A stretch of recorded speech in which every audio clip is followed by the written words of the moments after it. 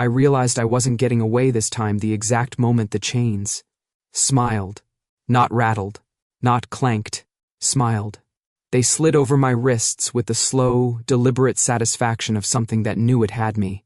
Cold metal coiled around my skin, and faint sigils etched along each link lit up, one by one in a soft, mocking silver, like tiny mouths curling at the corners. Great. Sentient restraints. That was new. Cute, I muttered, because if I didn't talk, I'd start panicking. What are these? The deluxe absolutely no fun model, or the standard you're screwed edition? The abandoned factory around me swallowed my voice and threw it back as a whisper. Broken windows let in streaks of sickly orange light from faraway patrol floodlights. The air smelled like rust, oil, and wet concrete, with a faint undertone of ozone, the aftertaste of recent magic. I'd almost made it. Ventilation shaft, south side of the old assembly hall, 4 stories up. Drop into the alley, cross 2 roofs, slide down a rusted ladder. Gone. That was the plan. It was a good plan. Then I hit the grate, and the grate hit back. Now I was kneeling on the cracked concrete, breath fogging in front of me, wrists bound, behind my back by chains that moved when I moved, like they were breathing with me. Every time my pulse jumped, the metal warmed, drinking it in. I hated them already. You know, a voice said from the shadows, low and calm. Most people panic when the chains activate. I froze.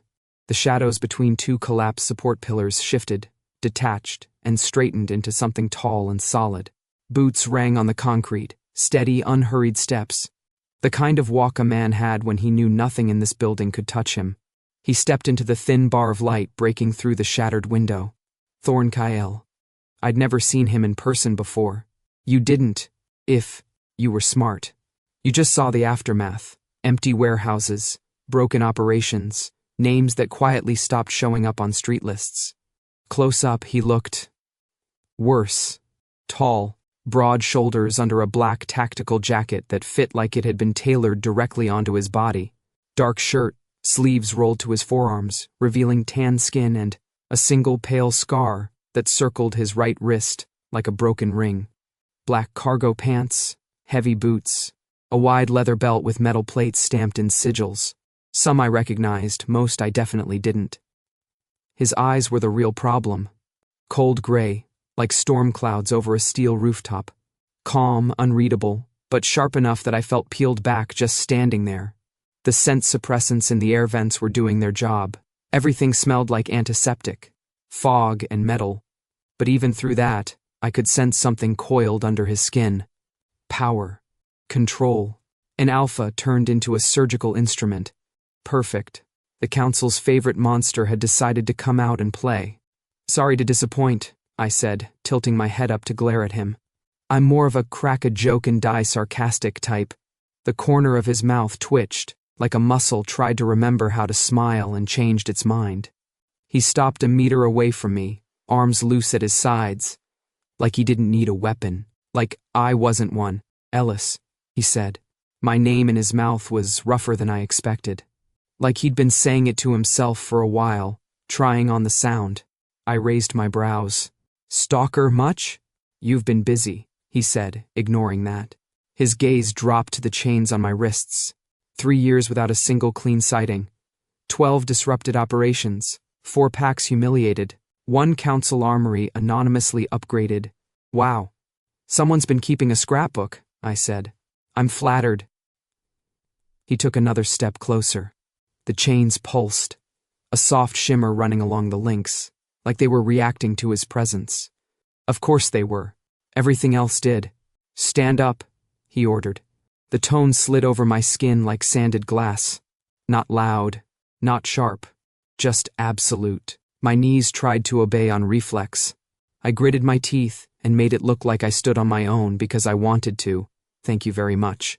The chains adjusted, tightening just enough to remind me who actually controlled this situation. Spoiler, not me.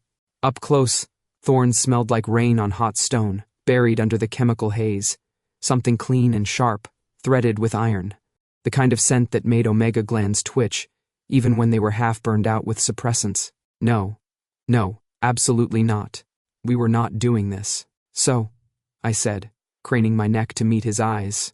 Are we skipping the "you have the right to remain silent" part, or does the code still pretend we have rights? The code doesn't pretend, he said. People do. He reached past me. And for one terrifying second, I thought he was going to grab me. Instead, his fingers brushed the chain near my shoulder. The metal went still. I shivered. What are these? I asked, hating how my voice dropped a little on the last word. Binding sigils. Emotion-responsive steel. His gaze dragged back to my face. They tighten when you lie or actively plan escape. They glow when your adrenaline spikes. They break bones if you try to shift or scent mark. Wow, I said. You really brought the fun set. Standard protocol, Thorn said. I snorted.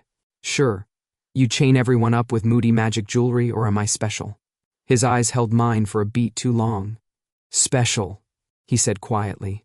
Heat crawled up the back of my neck. I decided to blame the stale air. You flatter me, Alpha, I said, letting the title drip with as much mocking sweetness as I could manage. I'd say I'm blushing, but that would require blood flow to reach my face and not just my wrists. He didn't rise to the bait. 3 years, he said instead, straightening. You ran this city like your own private maze. Packs, smugglers, slavers, dirty enforcers. You made it personal with all of them. Not all, I said, shrugging as much as the chains allowed. Just the ones who deserved it. Most of them would disagree. Most of them own cages, I shot back. Omega pens, collars. You know, those things the code technically forbids but somehow never sees. Something flickered in his gaze. Not surprise. Something like acknowledgement. I felt a dangerous, stupid flicker of triumph. Then he tilted his head, examining me like I was a particularly interesting crime scene. 3 years running, he said. 3 nights hunting. The chains hummed softly between us. He leaned in, his mouth close to my ear, voice dropping so low the hair on my arms rose. 3 years you made the city chase your shadow, he murmured. It took me 3 nights to make the shadow turn around. I swallowed, throat suddenly dry. There it was. The line, the hook. The quiet, precise arrogance of a predator who knew exactly how good he was. You want applause? I managed, because I'd clap, but I rattled my wrists. Your new pets are kind of clingy. This time, the smile actually happened. Small, dangerous, like a knife learning to curve. 3 years running, Thorn repeated. 3 nights for me. He straightened, and the subtle pressure of his presence lifted just enough for me to breathe again. Congrats, I said. You want a medal, or is this a compensating thing? His eyes cooled. Walk. The chains tugged, their magic syncing with his command, pulling me forward. I stumbled and caught my balance, glaring at the back of his head as he turned toward the gaping doorway at the far end of the factory. Beyond it, a stairwell yawned downward, swallowing the weak streetlight in concrete teeth. A draft rose from below, damp and cold, carrying a scent I didn't like at all. Stone, disinfectant, the faint copper of old blood. The underwing. I'd heard rumors, everyone had. An underground block beneath council jurisdiction. No windows. No exits that weren't guarded by sigils and guns. A place where problems went in and didn't come back out as themselves. Perfect. Hey, I said lightly as we started toward it, my steps echoing his. Just checking. This isn't the part where you throw me into a pit and see how creative I am, right? Because I should warn you, my creativity peaks under less murderous lighting. You're not going into a pit, Thorn said without looking back. Wow, such reassurance. You're going, he said, into my custody. The chains warmed, like they approved. A shiver ran down my spine that had nothing to do with the cold air breathing up from the depths. The last thing I saw before the stairwell swallowed us was the night sky. A thin strip of bruised purple between broken windows. My city. My maze. For 3 years, I danced over its rooftops and through its alleys, a ghost no one could catch. Now the ghost was being led underground in living chains by the council's favorite monster. The underwing waited below, humming with power and secrecy, like the throat of some concrete beast. I took a breath, squared my shoulders as much as the bindings allowed, and followed Thorn down into the dark. The room was designed to make you feel like a mistake. Round, steel walls. No corners to hide in, no edges to lean against. Just a smooth, seamless circle that bounced every sound back at you, and then swallowed it whole.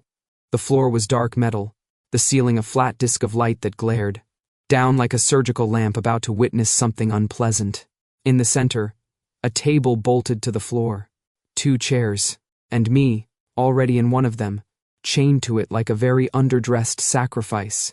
The chains had changed. When they'd first grabbed me at the factory, they'd been cool, smug things. Now they lay against my skin like they owned it. Warm, snug, and faintly humming. Sigils along each link glowing with a low, patient light. They'd rearranged themselves when they fastened me to the chair, looping around my wrists. Under the metal seat, across my thighs, anchoring my ankles to the chair legs. Efficient. Claustrophobic. Intimate, which was rude for inanimate objects. I tugged at them anyway, just to say I tried. They tightened 0.5 centimeter, and vibrated in a way that felt uncomfortably like a reprimand. Okay, I muttered. Message received. The door hissed open behind me with a hydraulic sigh. My spine went rigid before my brain caught up. Footsteps. Heavy. Unhurried. No scrape. No drag. Whoever was coming in walked like they were used to rooms adjusting around them. I didn't have to turn to know who it was, but I did anyway. Thorn stepped in, the door sealing shut behind him with a soft thump that felt very final. He looked the same as upstairs, and somehow worse down here. The underwing's light was harsher, cooler, making the planes of his face sharper, his eyes paler. The black tactical jacket had been stripped. He was down to a dark shirt that hugged his shoulders and chest without asking permission, sleeves still rolled to his forearms. The scar circling his right wrist caught the light like a broken halo. He crossed the room and dropped a thick folder onto the table with a flat, heavy sound. No introductions, no theatrics, just that small, heavy thud, like a gavel.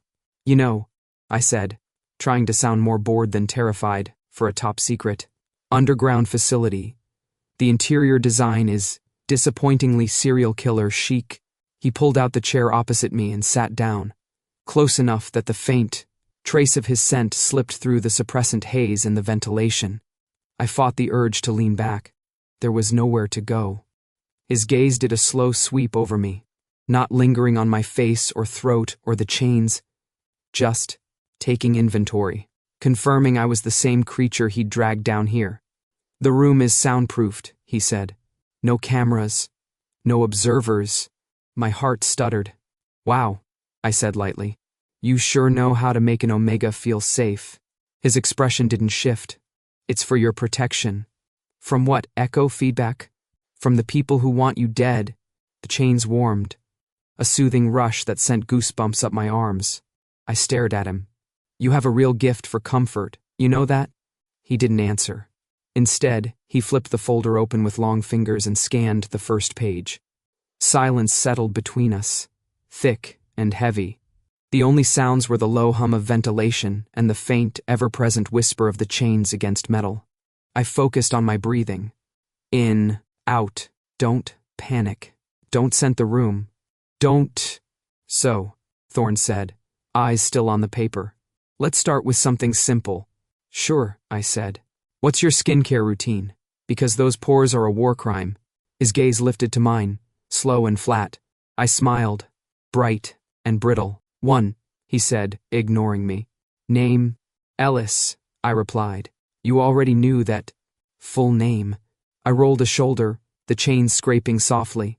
You planning to embroider it on a plaque somewhere? The sigils along the chain lit up in a quick, sharp flare. The metal constricted around my wrists, not enough to hurt, just enough to send a clear message. I hissed in a breath.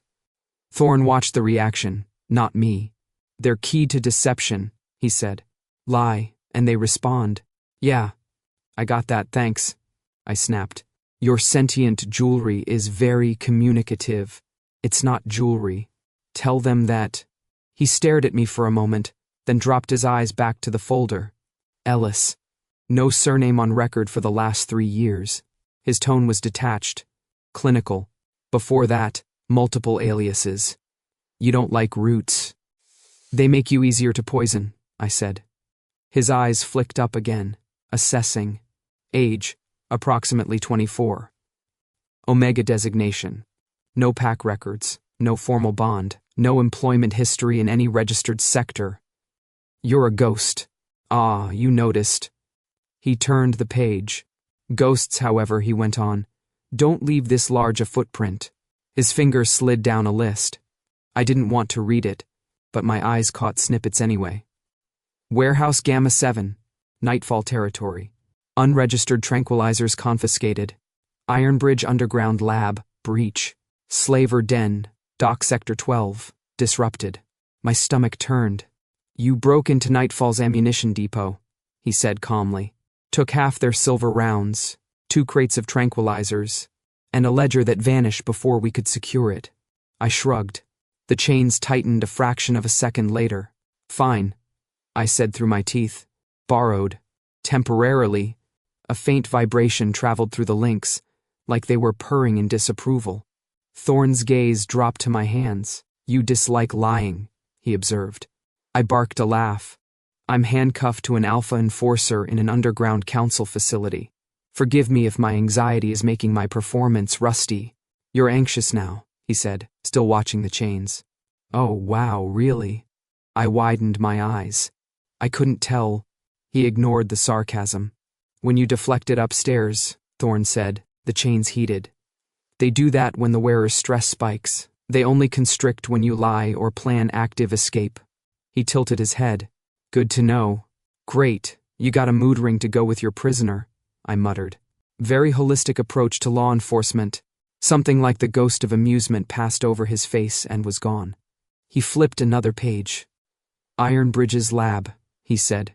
Experimental scent suppression rings. Illegal by code standards. You broke their internal seals, stole the drives, wiped the cameras. That place was an accident, I said quickly. I got lost. The chains snapped tight around my wrists with a sharp metallic hiss. Pain flared, bright and immediate. Okay, not that lost, I wheezed. Thorn's gaze sharpened. His hand extended, almost without thought, to touch the chain near my forearm. The metal loosened immediately, the sting fading into a low, warm throb. The relief washed through me so fast my vision blurred. For a second, it felt like sinking into a hot bath after a winter run. Muscles unwinding, lungs opening. Safety. I jerked away from it like it was poison. Don't do that, I said. He withdrew his hand. Why? Thorn asked. It hurt. That's kind of the point, I snapped. This isn't. I flailed for a word that wasn't intimate. We're not sharing feelings. His brows twitched. I didn't say we were. You implied it with your chain-soothing behavior. I deactivated a feedback spike, he said evenly. If your nervous system overloads, you faint. Fainting complicates questioning. Wow, I said. Romantic. He glanced back at the folder.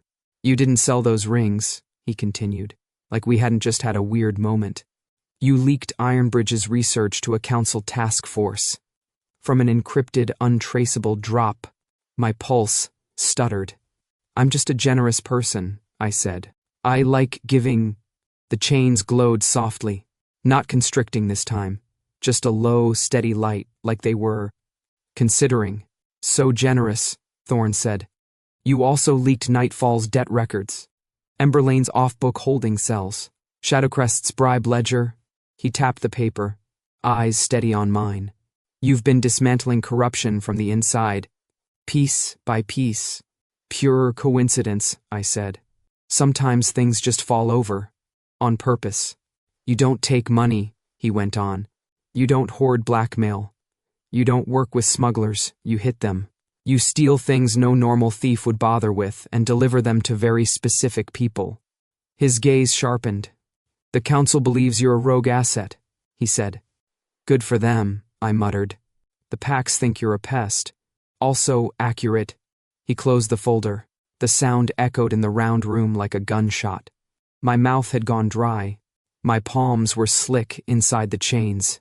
The metal, unnervingly, warmed further, almost comfortingly, like it felt my heart racing, and decided to hum back a lullaby. I stared at Thorn. He stared back, the surgical light overhead cutting silver into his eyes. When he spoke again, his voice was softer. Not kinder, just quieter, more precise. "You don't fit a thief's pattern," he said. "You fit a different one." "Let me guess," I said. "Vigilante." "Bit dramatic, but I can work with it." He didn't smile. "You're not a thief, Ellis," Thorn said. The chains stilled completely. No hum, no heat, just waiting. "You're a spy." The word dropped into the silence and kept falling. My heart stopped, then slammed back into life, pounding against my ribs so hard I felt it in my throat. For a second, I couldn't breathe. The room tilted. The steel walls seemed to lean in, listening. I'd always known this moment was a possibility. You don't play in shadows without expecting, one day, for someone to flip on a light. I just hoped it wouldn't be him. I forced a laugh, thin and sharp. Wow. And here I thought we were going with misunderstood artist. The chains warmed again, slow and steady, like hands on my wrists. This time, no amount of sarcasm could hide how, inside, everything was quietly, irrevocably coming apart. The word spy was still echoing in my skull when Thorn stood up. He didn't slam the chair back or lunge or bare his teeth. He just rose, smooth and controlled, closed the folder like he was done reading a mildly interesting article, and said, "We're finished here." My heart dropped somewhere around my shoes. "That's," I asked. Voice too bright. No villain monologue? No, "You'll never see the sun again," Ellis's speech? "I'm hurt." He ignored that, which, I was starting to realize was his favorite hobby. Thorn circled the table and stopped at my side. The chains reacted before he touched them, sigils along the links brightening in a soft, anticipatory glow. "Up," he said. I stared at my bound hands. "Kind of a theme with you." His fingers brushed the metal at my wrist. The chains loosened just enough for me to stand, then reconfigured, wrapping tight, across my torso and anchoring my arms against my sides instead of the chair. It was probably more practical for moving a prisoner. It also felt disturbingly like being held.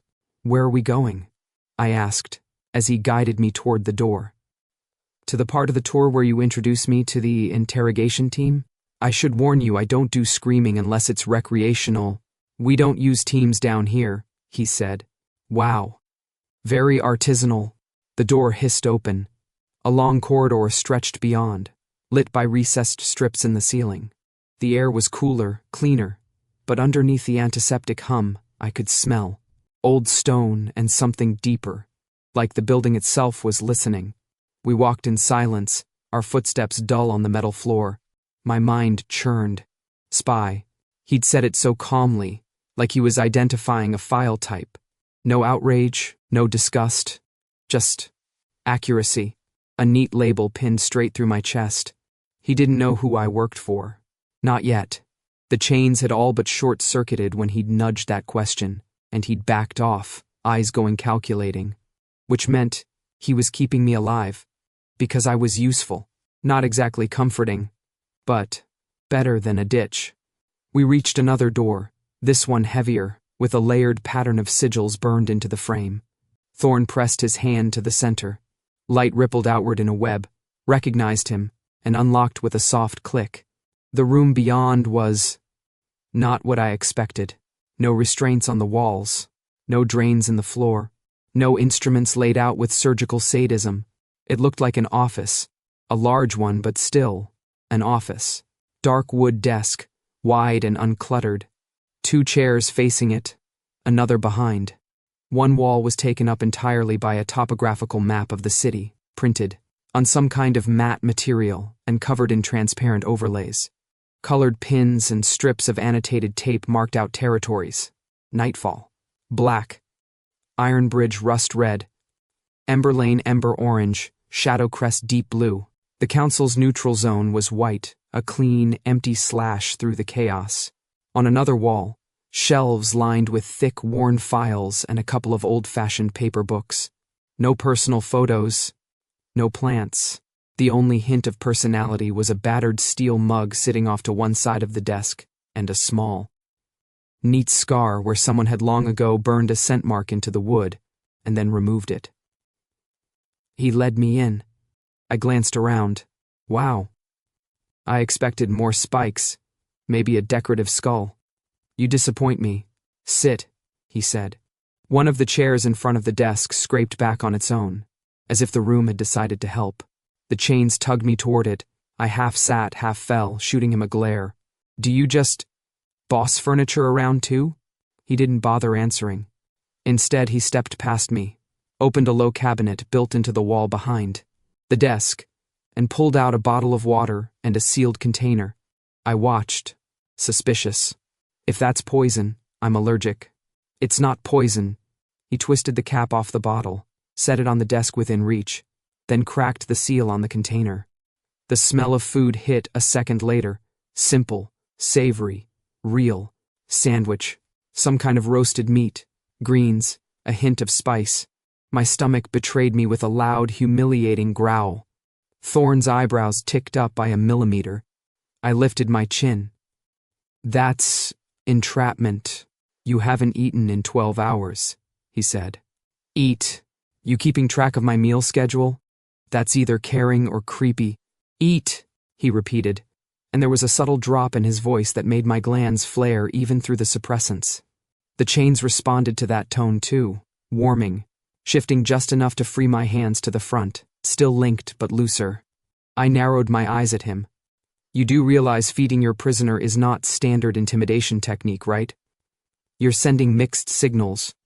I'm not trying to intimidate you, Thorn said. I'm trying to keep you functional. That's what all the best kidnappers say.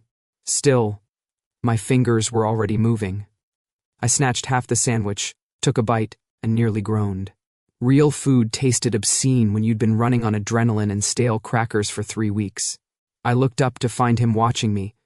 Not clinically, but steadily, like he was checking I was actually eating. Don't stare, I muttered around a mouthful. It's weird. He sat down in the chair behind the desk, the map of the city looming over his shoulder. We need to clarify a few things, he said. Oh good, I said. I love clarifying. It's my favorite thing, right after not being detained underground by a man with storm cloud eyes. His gaze flickered, just for a second, like I'd brushed against something thin and raw. The council protocols, he said, require that a rogue asset operating across multiple pack lines be turned over for joint adjudication. That sounds awful, I said. Is that like a group project, but with more torture? He didn't deny it. By law, Thorn went on, I have 24 hours to hand you over or file an exception with cause. Refusing to do either is a breach of the code. And you're telling me this because you should know what I'm breaking. I froze. The sandwich suddenly felt heavier in my hand. He leaned back slightly, fingers steepled, eyes never leaving my face. I'm not handing you to Nightfall, he said, or Iron Bridge, or Ember Lane, or Shadow Crest, or to a council panel that pretends it doesn't outsource its dirty work. My heart lurched. Then what? You're just going to keep me here like a decorative plant? Plants are less trouble, he said dryly. But yes. For now, anger surged up, sharp and bright, riding the edges of my fear. You don't get to decide that, I snapped. You don't own me. You can't just... The chains tightened, not painfully, just firmly, cutting the gesture off before I could finish it. They glowed, a muted, warm gold, then cooled again. I sucked in a breath.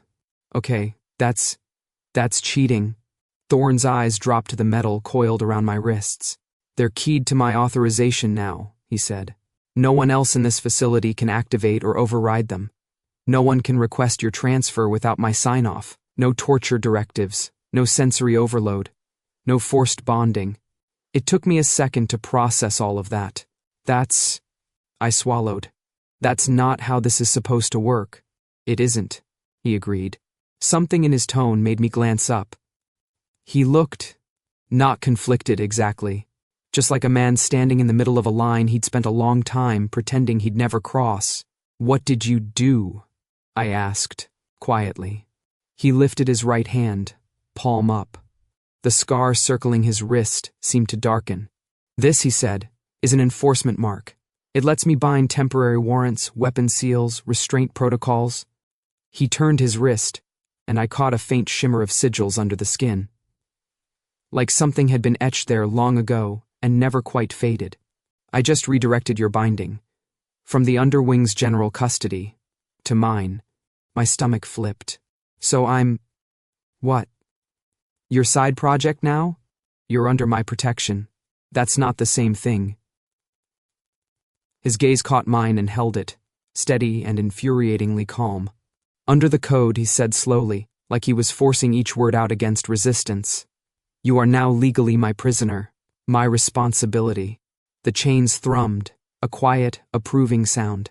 Heat climbed up my neck, traitorous and confusing. There was a tiny, viciously relieved part of me that liked the word protection too much. And I wanted to strangle it. This is a terrible idea, I said. For the record, you don't even know who I'm working for. No, he said, but I know who you're working against. We let that hang there. His eyes were unreadable. Mine were probably broadcasting pure panic. The room went very quiet. Outside, somewhere in the underwing's guts, a ventilation unit clicked on. The map behind him rustled faintly in the recycled air. The chains around my wrists pulsed once, softly, like a heartbeat. I realized with a jolt of horrified clarity that I felt safer, not safe. I wasn't an idiot, but safer than I would be in anyone else's hands. I hated that. He broke the silence first. You're staying here, Thorn said, in my custody, until I decide the best way to use what you know. My mouth was dry again. So I'm yours now? The word came out half teasing, half something else I refused to name. He blinked. Just once. For the first time since I'd met him, he actually looked briefly, helplessly, human. Legally, he said, exhaling. Yes. The chains warmed at the same time my face did. Fantastic. I'd just become the personal prisoner of the one alpha in this cursed city I absolutely could not afford to react to. I would have liked to say I handled being claimed as someone's legal prisoner with dignity. Instead, I took a shower, ate, slept for 4 hours, and then immediately tried to escape. In my defense, the room made it confusing. For a place in the underwing, council-adjacent subterranean horror labyrinth, it was nice, too nice. Double bed with a real mattress, not a cot. Soft gray blankets, a thick pillow that didn't smell like bleach, just faintly like old stone and laundry powder. A small desk, a chair, a shelf with a couple of worn paperbacks, warm lighting, adjustable with a wall panel, even a private bathroom with a real shower that didn't scream institutional. The door, of course, was a different story. On the outside, it probably looked normal, standard metal, a panel with identification slots. On the inside, it was a slab of matte black steel with a ring of sigils burned into the frame, layered, intricate, the kind of work that made my fingers itch. Underwing hospitality, soft sheets, unbreakable cage. The chains had downgraded since the interrogation room. Now they sat as a bracelet around my right wrist and a loose collar around my throat, both made of the same smooth, dark metal, sigils faint against my skin. They were light enough that I could almost forget they were there. Almost. Attempt number 1 at forgetting involved the shower and lasted exactly 3 minutes before turning into attempt number 1 at escape. I wrapped myself in a towel, padded over to the door, and laid my palm on the inner panel, carefully avoiding the sigil ring. Open? I said sweetly. Pretty please. The panel buzzed. The sigils flickered. For half a heartbeat, I felt the faint buzz of a system evaluating me. Then everything went dead flat, and a familiar voice purred out of the speaker. Access denied. I froze. Did you… I stepped back, squinting at the panel as if I'd see him behind it. Are you using your voice as a lock? Somewhere in the underwing, Thorn was probably in his office, calmly reviewing reports, absolutely not listening in. Of course not, I muttered. That would be ridiculous. And extremely on brand. The bracelet warmed, a faint vibration crawling over my wrist like laughter. Attempt 1 ended with me sulking on the bed, damp and offended. Attempts 2 through 6 were more ambitious. I tried mapping the ventilation system through the bathroom grate. The duct was just wide enough for me to consider wedging myself into it and dying of bad decisions. I got as far as unscrewing the cover before the collar tightened just enough to make me cough and the bracelet pulsed a warning heat. I tried timing the door cycles when food arrived. That failed when it turned out the door didn't cycle so much as open precisely enough for a tray to glide in on a low-wheeled platform and retreat before I could move faster than humanly possible. I am faster than humanly possible, I informed the bracelet. It stayed unimpressed. Attempt 3 involved the desk chair, the shelf, and an acrobatic plan I was 90% sure would have worked if not for the security sigil I hadn't seen at the top corner of the door frame. The moment my fingers brushed it, the metal flared white hot and dumped me on my ass. Attempt 4, bathroom window. Spoiler, there wasn't one. Attempt 5, seeing if the sigils around the doorframe reacted to blood the way old gate wards did in the east sectors. I pricked my finger on a staple and touched red to the innermost ring. For my trouble, I got a short, sharp shock that made every nerve ending in my hand swear at once. By attempt 6, I was angry enough to stop being cautious. It was late. The underwing was quieter at night. The hum in the corridors outside had settled into a low, steady drone. I pressed my ear to the door, listening for footsteps, voices, anything, and heard nothing. Good enough. I rolled my shoulders, shook out my hands, and took 3 deliberate steps back from the door. Okay, I told the room. You win the subtle rounds. Now we brute force. The bracelet buzzed warningly. I ignored it. On 3, I muttered. 1, 2. On 2, the door slid open with infuriating, effortless smoothness. I staggered to a halt half a step from ramming my own skull into Thorn's chest. He stood in the doorway, one hand braced against the frame, the other holding a file. Dark shirt, rolled sleeves, underwing shadows curled around his shoulders like they belonged there. We stared at each other. Hi, I said. He glanced from me to the door, then back again. Is there a reason you're about to headbutt your way into the corridor? I was improvising, I said. It's called creativity. You should try it. His eyes swept over me. Bare feet, worn sweatpants they'd given me. Thin long-sleeve shirt slightly rumpled from sulking. Attempt number 6, he said. My jaw dropped. You've been counting? You've been loud, he replied. And the chains log stress spikes and security interaction. Oh, good, I said. So my failure is archived for future generations. He stepped in, and I instinctively backed up. The door hissed shut behind him. The collar tingled, then relaxed, sinking to something in the air that was distinctly him. How did you even know? I started. He set the file on the desk, then looked at me with infuriating calm. Your face gives you away 3 seconds before you try something, Thorn said. Every time. My face is perfect, I snapped. My face does not betray. The slightest curve ghosted at the corner of his mouth.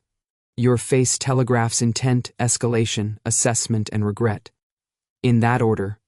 Regret is a strong word. You've fallen twice, he said. You regretted both. That was gravity, I said. Not regret. The bracelet, traitorous thing, warmed against my skin, like it found this very funny. He moved closer, and I realized how small the room actually was.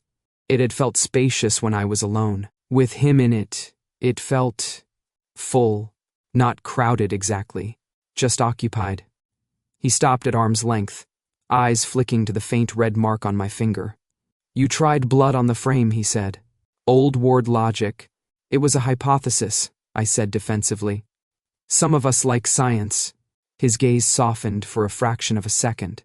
The blood code doesn't use that type of seal anymore, Thorn said. Not in council-aligned facilities. Good to know, I muttered. Maybe lead with that before the electrocution. You're not supposed to test the seals, he said. You're not supposed to keep omegas in underground suites, I shot back. His jaw tightened. Cities divided, I went on, because if I stopped talking I'd start thinking. Nightfall with their pretty black towers and private hunting grounds. Iron Bridge with their industrial chokehold, Emberlane's glass gardens, Shadowcrest in their fancy overlooks. Everyone gets a slice. He said nothing. That was as good as a yes. Omegas get rules, I said. The code tells us where we can live, who we can work for, who we can't refuse. For our protection. I curled my fingers in the air, quotes invisible. Packs carve up streets like meat, and we're supposed to be grateful for the bones. Thorn watched me quietly, gray eyes steady. You're not in a pack, he said. It wasn't a question. Gold star, I said. No pack, no bond, no designated handler. Total code violation. I'm a walking violation, actually. Very on trend. His gaze flicked to the collar at my throat, then away. Something in his scent, muted as it was, shifted, faintly dissonant. Formally, he said, I'm aligned with the council. Formally, I echoed. But you don't smell like them. His eyes narrowed, just a little. I lifted my chin. Council wolves all have that same blandness, I said, like someone ironed the edges off their scents and spritzed them with policy. You don't. You smell like weather that hasn't decided if it's going to break. His throat worked once, like maybe he hadn't expected me to say that out loud. Omegas aren't supposed to read alphas in secured facilities, he said. Omegas are supposed to do a lot of things, I replied. See previous speech. Bones. A beat of silence. The room hummed softly around us. The underwings' faint machinery, the slick whisper of air circulation. The quieter, closer rhythm of my own heart. The chains picked that up. The bracelet sigils glowed in sync with the pulse in my wrist, tiny points of gold rising and falling. I hadn't noticed it before, but now that Thorn was this close, the pattern shifted, matching not just my heartbeat, but something in the air between us. He reached out, and I held very, very still as his fingers brushed the metal ring at my wrist. The warmth spiked, not burning, not painful, just an intense, focused heat that shot up my arm and settled somewhere behind my ribs. The collar pulsed once against my throat, perfectly timed with the thump of my heart. We both felt it. His eyes met mine, sharp and searching. A question hanging there he didn't voice. That, I said, voice thinner than I liked, is extremely invasive. Just so you know. It's feedback, Thorn said quietly. The bond between the mark and the bearer. It reacts when I make direct contact. Great, I said. So now my jewelry has opinions about you too. He let go slowly. The warmth receded, leaving my skin feeling oddly cold without it. You're safe here, he said. I flinched. Don't say that it's true. That's not the point. I folded my arms, as much as the bracelet allowed. You can't put me in a weirdly comfortable cage, bind me to your enforcement, mark, and then act like this is some kind of spa retreat. He studied me for a long moment. You'd rather be in Nightfall's pens? He asked softly. The image that conjured made my stomach turn. No, I admitted. Then this is the best option, Thorn said. For now. I hated that he was right. I hated that every time he got close, the chains pulsed like they were agreeing with him. And most of all, I hated the tiny, treacherous part of me that relaxed when he was in the room. The archive smelled like old paper, metal, and broken promises. It wasn't big, not by underwing standards, just 4 walls lined floor to ceiling with shelves and cabinets. Some were modern steel and glass with neat labels.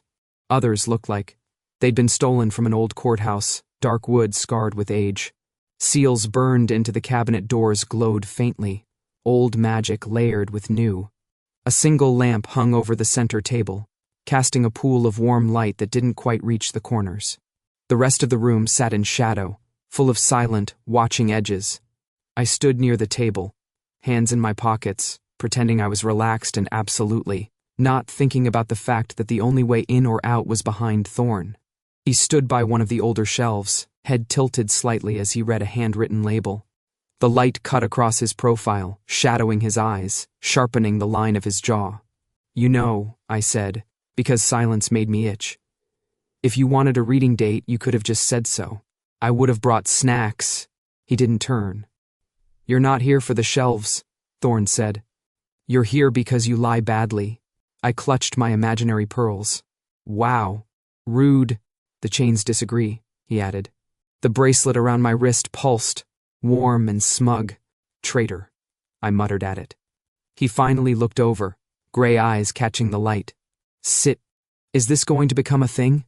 I asked, as I dropped into the chair at the table. You say, sit. The furniture obeys. I make questionable life choices. Yes, he said. I pressed my lips together around a smile I didn't mean to have.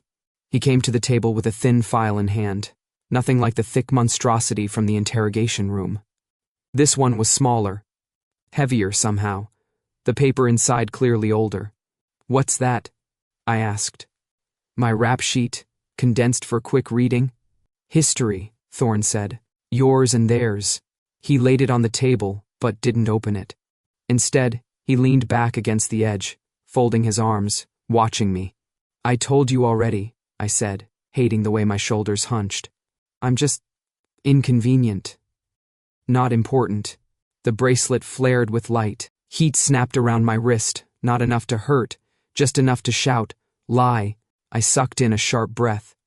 Thorn's gaze dropped to the glow, then back to my face. We adjusted their sensitivity, he said. They won't crush your bones for minor deflection, but they still mark dishonesty. You say that like it's reasonable, I said through my teeth. It is. You put a lie detector on a spy, I snapped. What did you think was going to happen? Spies lie. It's part of the job description. Stop, he said calmly. Try again. The truth, this time. I laughed, high and thin. You can't seriously. The bracelet pulsed hotter, like it was anticipating the next lie and sharpening its teeth. My throat closed. I looked away, studying a spot on the table as if it were the most interesting thing in the room. The wood there was scarred, circular, like something had once rested in that exact place and burned its presence into the grain. Who do you work for? Thorn asked. Post office, I said instinctively. I'm very passionate about mail. The bracelet flared like a supernova. Pain lanced up my arm, bright and immediate, snapping my head back with a hiss. It wasn't bone-crushing, but it was enough to make my whole body jolt in my chair. Okay, I gasped. Okay. Your point is made. We all learned a valuable lesson. The heat lingered, not increasing, not fading. Thorn moved. He didn't rush. He didn't need to. 2 long strides and he was at my side, reaching for my wrist. Don't, I said reflexively. Relax, he replied. His fingers closed over the chain. The light died instantly, not dimmed, not softened, went out, like someone had blown out a candle. Relief flooded my arm so fast it made my head spin. The absence of pain left a strange emptiness in its wake, which my nerves promptly filled with awareness. Thorn was close. Too close. His hand was warm around my wrist, calloused, steady. His scent cut through the suppressants, rain, stone, something that felt like standing under a storm you weren't sure would break on you or around you. The collar at my throat pulsed in sync with my heartbeat. The bracelet hummed. Not hot now, but warm, like it was sinking to the same rhythm. My breath stuttered. We both felt it. Thorn's eyes flicked up, meeting mine from inches away. For a moment, neither of us moved. His thumb rested against the metal, unmoving. The chains stayed quiet, soothed, like his touch rewrote their rules. If you keep lying, he said, voice low, you're just going to hurt yourself. You keep saying that like lying isn't my primary coping mechanism, I whispered. His mouth almost curved. Then, find another one, he said. I need you conscious, coherent, not fried. For your intel, I said. Bitterness slipped out before I could stop it. He didn't flinch. For what you've been doing, he corrected. Whoever you answer to, your work hit the same targets I've been wanting to tear down for years. That threw me. I blinked. You? You're Council's golden hound. You enforce the code. You drag people in for them. I enforce the code, Thorn said, emphasis subtle. not their hypocrisy. He let go of my wrist. The bracelet stayed dim, warm. Surprisingly, calm. He moved back around the table, opened the thin file with a careful hand. Dock Sector 12, he said. Unmarked warehouse. 6 years of whispers. Slaver den. Omegas brought in from outlying districts, sold under the table to packs and off-grid compounds. My chest tightened. Council never found enough proof to act, he said. Or so they said. They didn't look very hard, I muttered. He glanced at me. You did. My heart kicked. Photos slid across the table. Grainy shots of the dock building, captured over a span of months. My work. My vantage points. You dropped their manifest and ownership records into my secure line, Thorn said. Encrypted. Anonymized. I raided it the next day. I swallowed. You're welcome. 3 months later, he went on. Ironbridge's hidden lab. Scent suppressant rings distributed into unregulated hands. Omegas going scent dead and gland sick. Council again. Investigation stalled. His eyes locked on mine. You hit them, he said. You stole their research, their ledger, their test data. And once again, it landed in my hands. So, I said, but my voice had gone thin around the edges. Maybe I just have a crush on your inbox. The bracelet flickered, not painful, not bright, just a soft, chiding glow.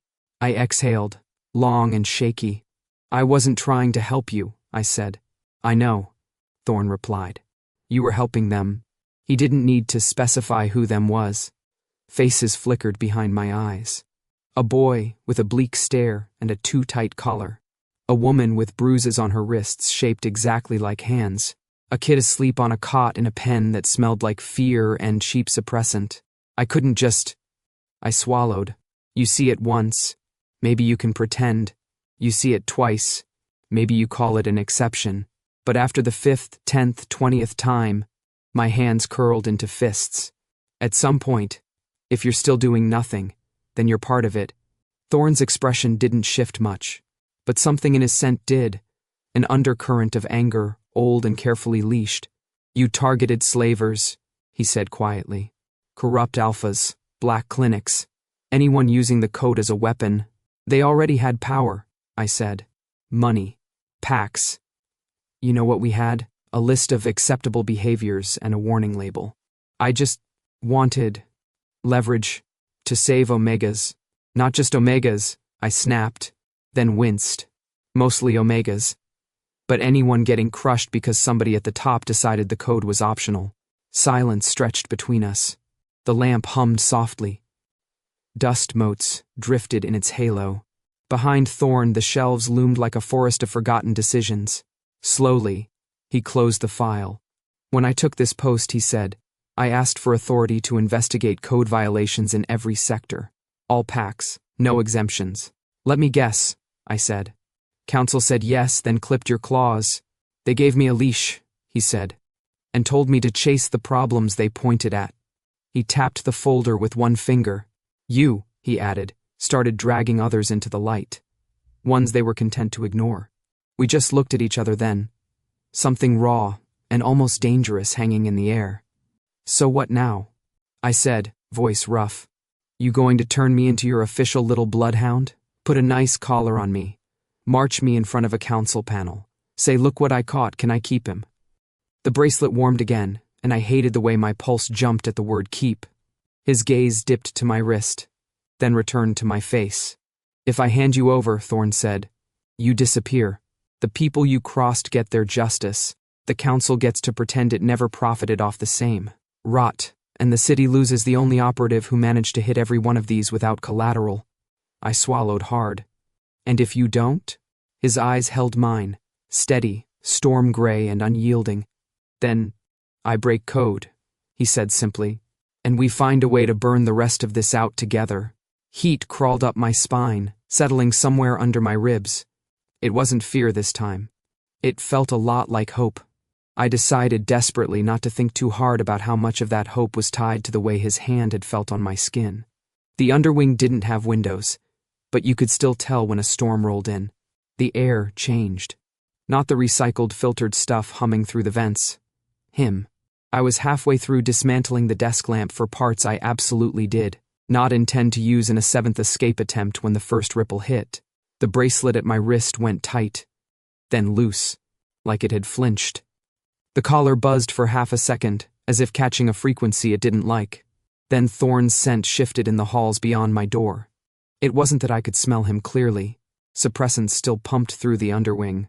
But something threaded underneath the chemical haze, like pressure before rain. The sense of him went from steady, cool stone to something colder, thinner, stretched. Not good. I abandoned the lamp and padded over to the door, ignoring the way. The collar gave a disapproving little pulse when I got too close. Voices filtered through the metal. Not clear, but sharp-edged enough. "Protocol is clear," an unfamiliar male voice snapped. "Counsel." You could always tell. Smooth, clipped, like their words had been proofread before they left their tongues. Rogue assets crossing multiple sector lines. Must be turned over to joint adjudication within 24 hours. Silence. Then Thorn. Lower, even. "He's not rogue." I pressed my ear harder against the door. "Kyle," the counsel voice said. "The boy's record speaks for itself. Theft, destruction of property, interference with sanctioned operations." "There is nothing sanctioned," Thorn cut in, "about slaver dens and black labs." Oh. My fingers curled against the steel. "Be that as it may," the man continued. "You can't unilaterally keep him off the docket." Nightfall submitted a formal demand for transfer. Ironbridge co-signed. Shadowcrest wants him questioned regarding their missing ledger. "I'm aware." "Then you know what's at stake if you resist. You're not a free agent, Kale. You're here because the council oversees your authority." A beat of silence. When Thorn answered, his voice was ice. "My authority," he said, "is why those packs still pretend to respect the code." "You enforce the code," the man agreed. "The code includes joint adjudication." "Joint adjudication," Thorn murmured. "Or joint execution." No answer. "I've seen the aftermath of their panels," he went on. "Shock cages, chemical burns, Omegas sedated until their scent doesn't come back. You're not giving them justice. You're giving them a gift." "Careful," the councilman said coldly. "You're one operative. The council can withdraw support as easily as it granted it." Something heavy hit the wall outside. Not a body. Probably Thorn's patience. "You try to pull my clearance," he said softly, "and see how many of your pet packs last a month without me running interference for your mistakes." The silence after that was so thick the door might as well have been open. When the council voice came back, it was tight. "You're out of line. I'm aware of that too. Last chance, Kyle. Hand him over, or this goes on record as a violation." Another pause. Every part of me went still. The bracelet had gone quiet. No hum, no heat, waiting, like the whole underwing was holding its breath. Thorn exhaled. "Then put it on record," he said. "Ellis stays in my custody." The line cut with a soft electronic chirp. Footsteps moved away, lighter and faster. Whoever had come down to deliver the council's message decided he'd pushed enough. I stepped back from the door, throat thick, heart beating too fast and too loud. He'd done it. I'd known, in theory, that keeping me here, instead of delivering me to whichever pack yelled loudest, was bending rules. But hearing him say out loud, to the council's face, "Put it on record," that was different. That was a man choosing a side. And somehow, impossibly, he'd chosen mine. The door hissed open before I could decide what to do with that information. I almost fell forward into the corridor, catching myself just in time. Thorn filled the doorway. He looked the same as always. Dark shirt, rolled sleeves, expression blank. But the air around him was wrong. Tighter, charged. His jaw was set hard enough to crack stone. His gaze flicked from my face to my hand, where the half-dismantled bulb still glinted with my guilt. "We're going to have to talk about your relationship with other people's property," he said. I swallowed. "We could also not." He stepped aside. "Come with me." The collar warmed, accepting the command. The bracelet loosened, then snugged itself again like an impatient hand on my wrist. I followed him down a short side corridor, past 2 doors, into a small room I hadn't seen before. It looked like a medical closet that had decided to grow up into an exam room. White cabinets, a narrow bed, shelves with neatly labeled supplies. The smell of antiseptic and clean gauze hung in the air. "No offense," I said, hovering near the doorway, "but this feels like the wrong time for organ harvesting." "You're bleeding," Thorn said. "I am absolutely not." "Oh." I looked down. Somewhere between assaulting the door and abusing the lamp, I'd managed to drag my shoulder across a metal edge. The thin underwing issue shirt hid most of it, but the right side was sticking slightly, the fabric darker in a patch. "Huh," I said faintly. "Well, that's inconvenient." He motioned to the exam bed. "I'm fine. You're dripping on the floor. It's atmospheric." "Ellis." I sighed theatrically and hopped up onto the bed. He stepped in close, reaching for the hem of my shirt. I grabbed it first, folding my arms defensively. "Buy me dinner." He gave me a look. "Joking," I muttered, cheeks going hot. "Mostly." "Lift your arm," he said. I did, because apparently my survival instincts had given up arguing with him. The movement tugged the collar against my throat, pressing it to my pulse. The bracelet buzzed faintly, tracking my heart rate. Thorn's fingers brushed my side as he peeled the shirt up over my shoulder. His touch was careful, precise, professional. My body did not get that memo. His scent hit me full on. Rain-soaked stone, ozone, something under. That felt like standing at the edge of a rooftop before a storm. My breath hitched. He stilled. The cut wasn't bad. Shallow but long. An angry red line across the top of my shoulder, beating blood. He snapped on gloves, cleaned it with something that stung more than my pride, then reached for a small tube. "Peroxide, huh?" I said a little too loud. "Council really spares no expense." "Stay still," he said quietly. "You're very bossy for someone who just picked a fight with your bosses." His hand paused. "You heard that? Kind of hard not to, given the whole raised voices in the hall thing." He resumed, spreading salve over the cut, movements gentle enough to make my throat tight. "The council wants you transferred," he said. "They're not getting what they want." I should have said something flippant. I almost did. Instead, what came out was, "You could have handed me over. Saved yourself the trouble." The room went very quiet. His fingers stilled on my skin, the heat of his touch soaking through even the cool smear of medicine. "Stop worrying," he said after a moment, voice low. "I told you, you're under my protection." A humorless laugh scraped its way up my chest. "You are the reason I'm worried." His hand tightened faintly on my shoulder, not enough to hurt, just enough to make my whole body focus there. "Breathe," Thorn murmured. "Your heart's trying to run through your ribs." "Yeah, gee, I wonder why," I shot back. "Maybe because you smell like a thunderstorm and keep doing things that make my survival instincts short-circuit." He went absolutely still. I realized what I'd said half a second too late.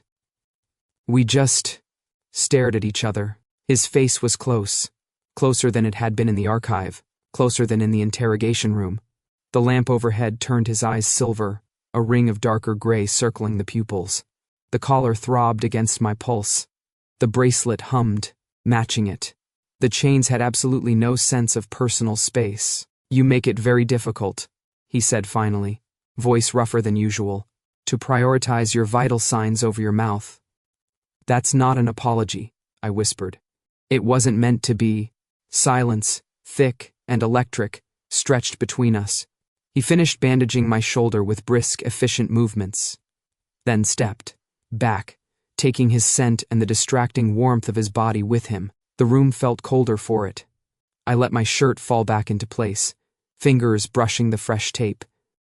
"So that's it?" I said. "You break code for me, tell the council to file a complaint, patch me up, and we just carry on like this is normal?" His gaze met mine, steady and unflinching. "Nothing about this is normal," Thorn said. "But until I figure out how to use you without getting you killed, yes. We carry on." He turned toward the door, hesitated, then added without looking back. "And, Ellis?" "Yeah?" "Next time you decide to dismantle your lighting," he said, Try not to dismantle your shoulder with it. Against my better judgment, my mouth curled. Next time you decide to fight the council for me, I shot back. Maybe, don't die. For a heartbeat, his shoulders loosened. No promises, he murmured, and left me alone with the echo of a storm in my chest. The underwing's lower tunnels weren't meant for civilians. Hell, they weren't even meant for most operatives. They were older than the facility built over them, carved out when the city still had more beasts than buildings.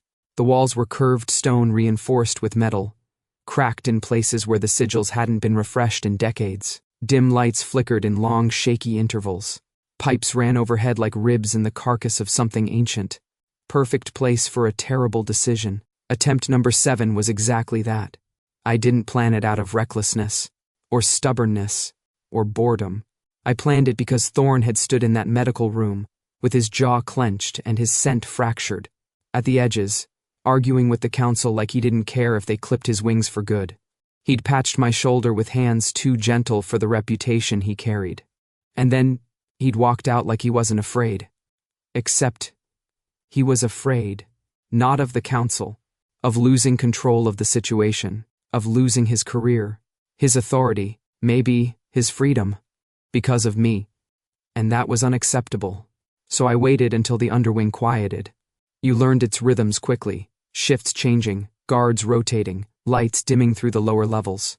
The suppressants in the air thinned at night, making sense less muffled. Sounds traveled oddly far. The bracelet pulsed once, uncertain, as if it sensed something shifting in me. Don't, I whispered to it. You're not my keeper. I tugged my sleeve down to cover the metal ring, and slipped out when the door cycled for a routine patrol check. Thorn had given me free movement inside his section, trusting that the chains and security nets were enough to keep me put. Big mistake. I moved quickly. Soft steps. Controlled breathing. Shoulder only twinging when I twisted wrong. I bypassed the first ward grid with a static disruptor I'd built from the remains of the desk lamp. The second barrier was harder. An active sigil net that required a pulse mimic to confuse. I timed my breath, pressed the device to the wall, and watched the lines flicker long enough to slip through. By the time I reached the older tunnels, even the collar seemed confused, buzzing unsurely like it wasn't sure whether to restrain or alert. You'll thank me later, I murmured. The air grew colder the deeper I went. Older magic lingered here, the kind that didn't care about council policies or modern enforcement marks. The tunnels sloped downward, twisting in patterns that made no logical sense. One more corner. One more set of sigils to trick. One more. Ellis. I froze. His voice wasn't loud. It didn't echo. It just appeared behind me, quiet and razor precise. I didn't turn. You're not supposed to be here, I said, because the alternative was to scream. Footsteps approached, measured, deliberate, not angry, afraid. Ellis, Thorn said again, closer now. Don't move. That made me whirl around instantly. He was standing 10 feet away, breathing hard like he'd run the entire length of the underwing. His shirt was half unbuttoned, sleeves shoved to his elbows, hair mussed from sprinting or yanking his hands through it. He looked nothing like the composed operative who'd lectured the council hours ago. His scent hit me. Lightning, cold metal, panic threaded through it like smoke. Are you? I swallowed. Are you angry? He shook his head once, not angry. The way he stepped toward me said the opposite. I backed up until my spine met cold stone. Look, I know it looks bad. It looks, he said, voice shaking faintly, like you tried to walk into the oldest, most unstable sector of the underwing, where the seals fail and the tunnels collapse without warning. Okay, yes, but it looks, he continued, advancing another step, like you think leaving will protect me. That punched the air out of my lungs. I was trying. My voice broke. I hated that. I was trying to keep you from losing everything because of me. He stopped less than a foot away. Up close, he was wrecked. Eyes sharp, breath uneven, hands flexing like he kept stopping himself from grabbing me. You don't get to decide that, Thorn said, low and harsh. You don't get to run off and make that choice for me. You're breaking the code. I yelled. suddenly furious and terrified all at once. "You're risking your rank, your position, your life for someone you barely know." He stepped forward. I pressed flatter against the wall. "You think I don't know the cost?" He snapped. "I know exactly what I'm doing." "Then why?" "Because I am not losing you in these tunnels." Silence slammed down between us. My throat tightened. "Thorn, you don't understand," he said, softer now, breath still unsteady. "The council wants you gone. Pax want you dead. If you walk out of my protection, if you walk anywhere, I can't stop what comes next.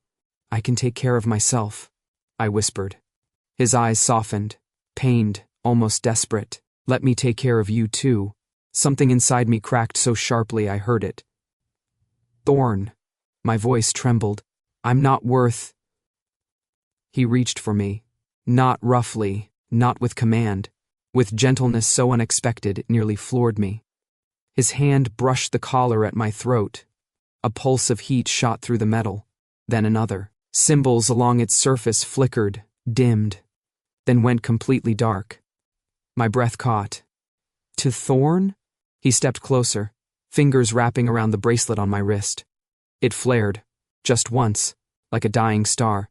Then, it vanished, disintegrated into warm sparks that drifted down like dust motes and vanished into the air.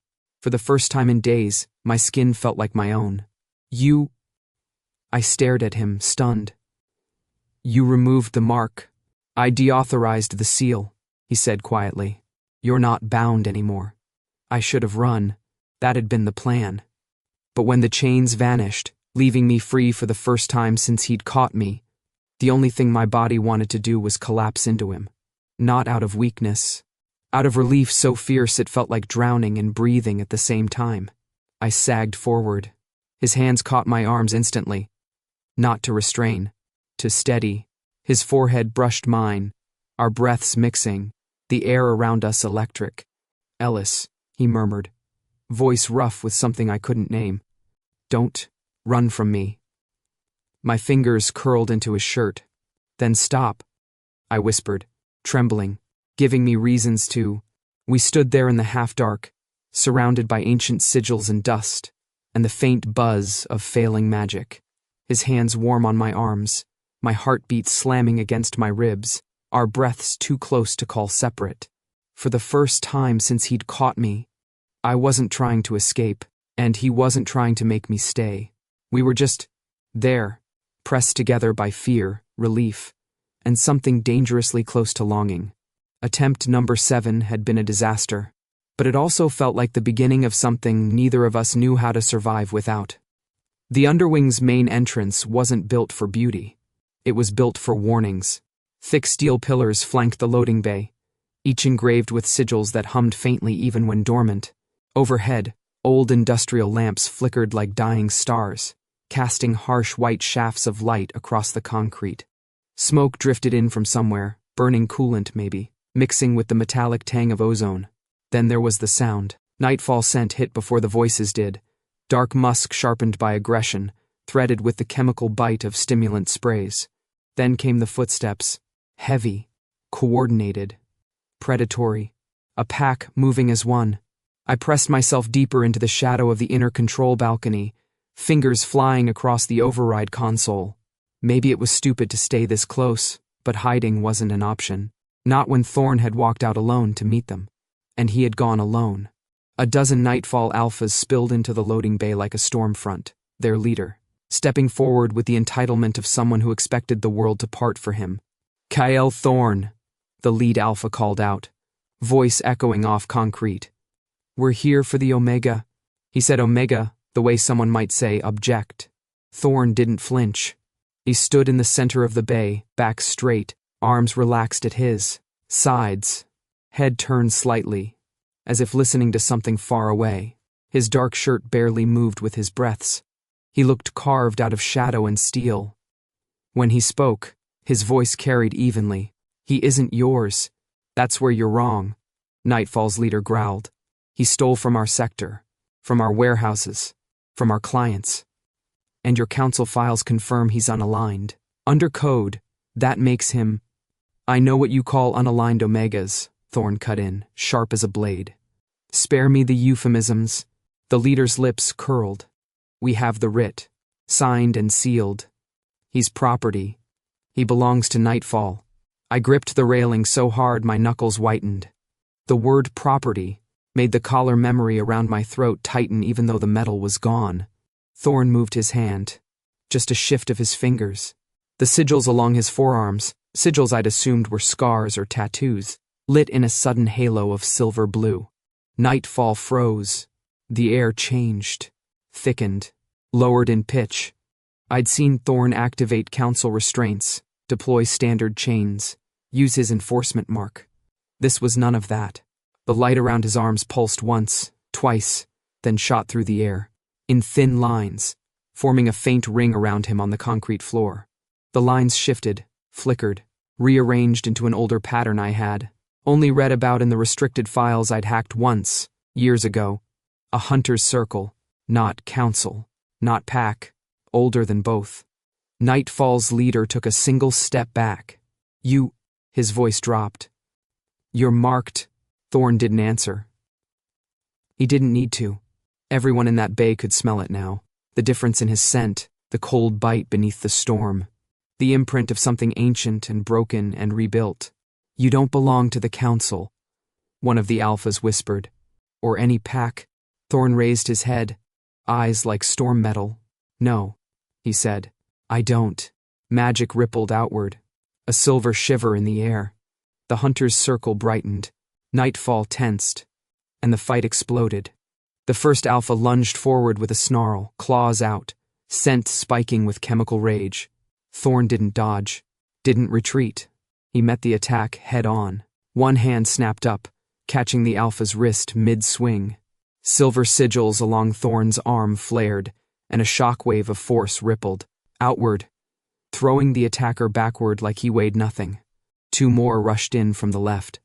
Thorn moved like the storm he smelled of, unpredictable, fluid, violent. His foot swept one off balance. His elbow smashed into the other's jaw, sending sparks of magic and blood into the air. The hunter's circle pulsed again, each flare amplifying his speed. Cold fire flickered along his skin. Not flames, not heat, but a shimmering aura like frozen lightning.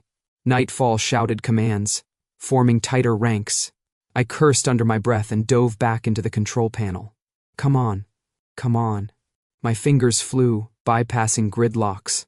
You idiots left your tech exposed. Thank you for being arrogantly stupid. I cracked the first of their sensor disruptors and sent a pulse straight into their comm units. Half the pack staggered as static screamed in their ears. A few tore off their earpieces with snarls. The leader barked, "Find the rat! He's inside!" "No, I'm inside," I muttered, yanking a breaker switch. The subfloor traps hummed to life, then shorted as I rerouted them directly at Nightfall's boots. Blue sparks danced over their armor, stunning their lower legs and throwing off their stance. Thorn didn't waste the opening. He surged forward, a blur of dark form and silver lines. He took down one, then another, then two, at once. Not killing, though I didn't think that was for lack of ability. He moved with precision, disabling joints, knocking weapons away, slamming alphas into walls hard enough to make dust rain from the ceiling. "Thorn," the leader roared. "You're damning yourself for a worthless—" "Say Omega, again," Thorn said, voice low and lethal, "and I will show you what old hunters do to slavers." The leader hesitated. A bad call. Thorn hit him like a winter storm. They collided in a crash of magic and muscle, sparks shooting across the floor. The leader swung a blade, illegal tech, humming with charge, but Thorn caught it with his bare hand. Silver light surged, the blade cracked, then shattered. The leader's eyes went wide. Thorn grabbed him by the front of his armor and slammed him to the ground so hard the concrete groaned. Silence fell. Nightfall froze, half conscious, half stunned, all outmatched. Thorn straightened slowly. His chest rose and fell with controlled breaths, but the aura around him was still bright, still dangerous, still older than everything in this room. "Take your pack," Thorn said, "and leave." Nightfall didn't argue. Two alphas scrambled to lift their leader. The rest helped each other stand, limping, dragging, cursing. They backed toward the exit, never taking their eyes off Thorn. When the last one crossed the threshold, Thorn lifted his hand. The hunter sigils flickered once. Then the entrance doors slammed shut with a boom that shook dust from the ceiling. Silence followed. A long moment. Then, Ellis. I flinched. I stepped out from the control balcony shadows, heart hammering, fingers still, trembling from the adrenaline rush of overriding half the security system. He turned toward me, and for a second, just a second, he looked like I was what scared him most. You shouldn't be here, he said, voice rough. Too bad, I said, breathless. I was kind of busy saving your ass. A muscle jumped in his jaw. You made everything harder. Good, I shot back as I reached him. Because you made everything impossible. We stood maybe 3 feet apart in the settling dust and flickering neon, the scent of ozone still crackling around us. Hunter and spy. Alpha and Omega. 2 idiots who should never have met. Standing like a matched pair after a battle neither of us could have won alone. He exhaled. I stepped closer.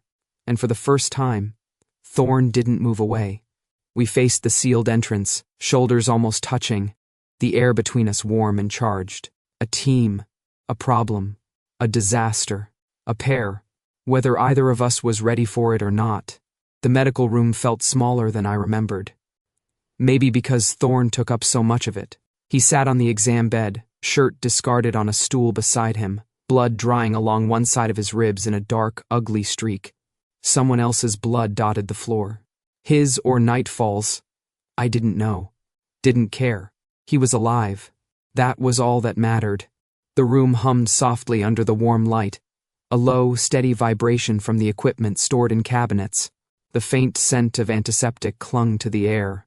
A few metal tools lay scattered where I'd thrown them while digging for supplies. My hands were still shaking. Ellis, Thorn said quietly, watching me dab at his side with a sterile cloth. You keep missing the injury. I'm not missing anything, I said, even though yes, I was absolutely missing it. Hold still. I am. Then stop breathing so dramatically. One corner of his mouth pulled up, barely there but real. I'm breathing normally. Well, stop that too. I dipped the cloth into warm water, wrung it out, and pressed it again to the dried blood. This time I hit the wound directly. Thorn didn't flinch, but the subtle tightening of his jaw gave him away. You're hurt worse than you're pretending, I said. It looks worse than it is. That's what all the macho idiots say before passing out in a hallway. I'm not passing out. You almost did, he huffed. I did not. You leaned against the wall. For balance. You leaned like someone who forgot how legs work. A beat of silence. Ellis, he murmured. Yes? Stop fussing. I'm not fussing, I snapped. I'm preventing you from dying before I figure out how to yell at you properly. The cloth slipped in my hand and his fingers caught my wrist gently. Nothing restraining, just steadying. My breath stopped. He looked up at me, storm-gray eyes softer than I'd ever seen them. The glow from the medical lamp traced the planes of his face, catching on. The small cut above his brow, the bruise starting along his cheekbone. Ellis, he said again, quieter this time. I'm not going anywhere. My throat closed. I tugged my wrist free, not to pull away, but to place my hand flat against his chest, right above the bruise. His skin was warm under my palm. Heartbeat strong and steady despite everything. Why did you do that? I whispered. Why did you fight them like that? Break the code like that? You didn't have to. He didn't answer at first. His breath brushed my hand. His eyes dropped to my mouth for a second, one small, reckless second, before lifting again. Ellis, Thorn said, voice so low it shook me. You ask why I did it. Yes, I breathed. His hand came up. Not rough, not commanding. Carefully, almost hesitantly, he touched my chin with 2 fingers, lifting it just enough that I couldn't look away. I did it, he said, because you are worth it. My chest tightened hard enough to ache. Worth it. Me.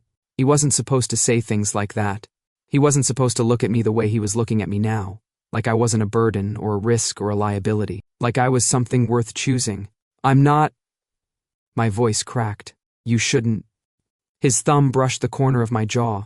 Slow, grounding. I should, he murmured. I know exactly what this cost me. And I know I don't care. I exhaled shakily, shoulders slumping as something inside me, something tightly wound and terrified, finally snapped loose. You can't just say things like that, I whispered. I don't say things I don't mean. My vision blurred for a moment. I blinked hard. You can't protect me from everyone, I said. No, he agreed. But I can try. And I will. The room felt too warm, too bright, too quiet. My heartbeat stuttered. And without thinking, without planning it, I leaned forward, just a little. Not enough to close the space between us, just enough that my forehead brushed his shoulder. He froze. Then he breathed out, slow and soft, and let his hand settle lightly against the back of my neck. His fingers threaded into the hair there, warm and gentle, not pushing, just being. I could feel his pulse beneath my cheek. Solid, real, alive. Ellis, he murmured. Stay. I didn't move, didn't breathe for a beat.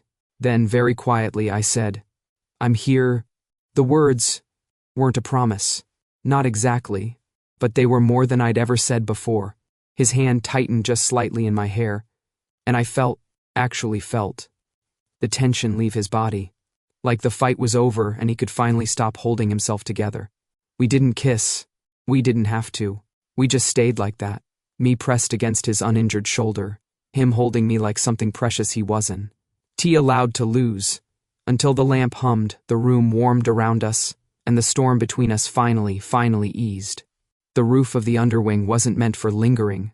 Cold steel railings, humming vents, warning lights blinking red against the neon skyline. It was all utility, no comfort. But at night, with the city spread out in pulsing color below us, and the wind smelling faintly of rain, it felt almost peaceful, almost like freedom. I leaned against the railing, watching the nightfall towers glint in the distance. The council's white spire cutting the sky, the sectors glowing in their sharp territorial colors. Somewhere down there, a file now existed in the council archives. Ellis, long-term custody, under wing. Officially, I was still a prisoner.